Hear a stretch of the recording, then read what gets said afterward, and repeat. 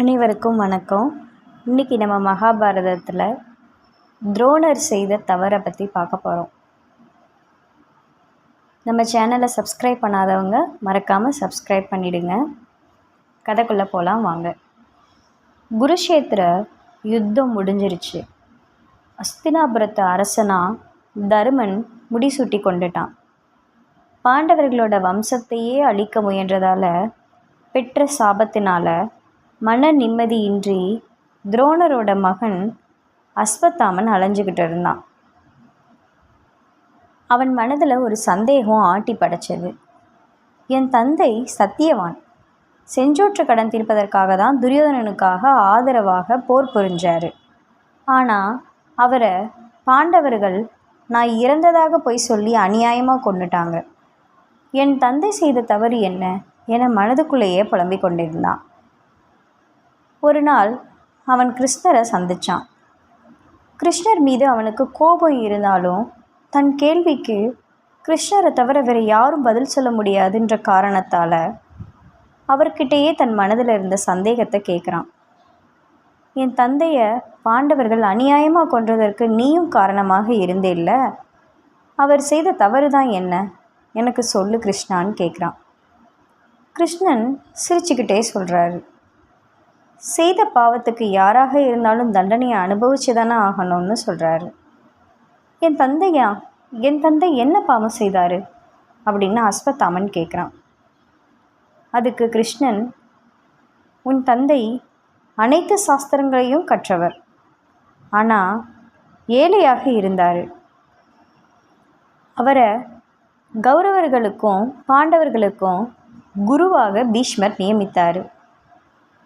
அதன் பின் தான் அவரது வாழ்க்கையில் வளம் ஏற்பட்டது.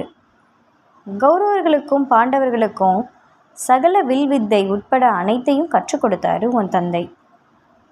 ஒரு நாள் அவரை ஏக்கலைவன் என்ற வேட இனத்தை சேர்ந்த ஒரு சிறுவன் வந்து சந்தித்தான்.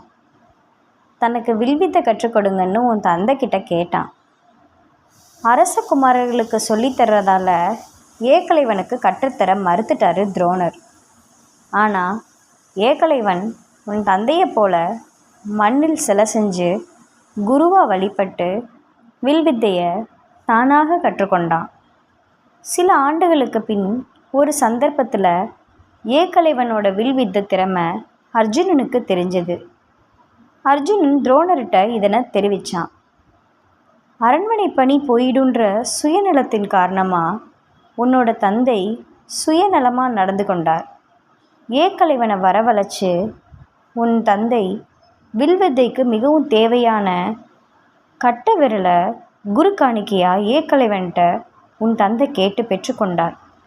அவனும் மகிழ்ச்சியாக கொடுத்து குரு பக்திக்கு நீங்காத புகழ பெற்றார். ஒரு வேடனோட திறமையை பாலடித்தார். ஏக்கலைவனுக்கு பெருமை கிடைச்சாலும் அவனது எதிர்காலம் வீணானது உன் தந்தை தானே காரணம். மேலும் போர்க்களத்தில் யுத்த தர்மத்துக்கு எதிராக அபிமன்யுவை அநியாயமாக கொலை செஞ்சார். அதை தடுக்காமல் வேடிக்கை பார்த்து கொண்டிருந்தார் உன் தந்தை. இந்த பாவம்தான் உன் தந்தையை போர்க்களத்தில் மகன் இறந்ததாக எண்ணி ஏற்பட்ட சோகத்தால் மரணமடைய வைத்ததுன்னு கூறி நிறுத்தினான் கிருஷ்ணன்.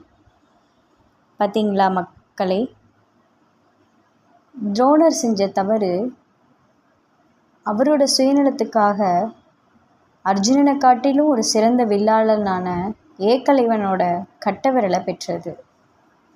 இதனால தான் அவருக்கு அந்த இறுதி முடிவானது கிடைச்சது. இந்த கதையை இதோட நிறைவு செஞ்சுக்கிறேன்.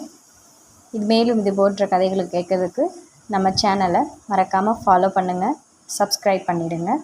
நன்றி.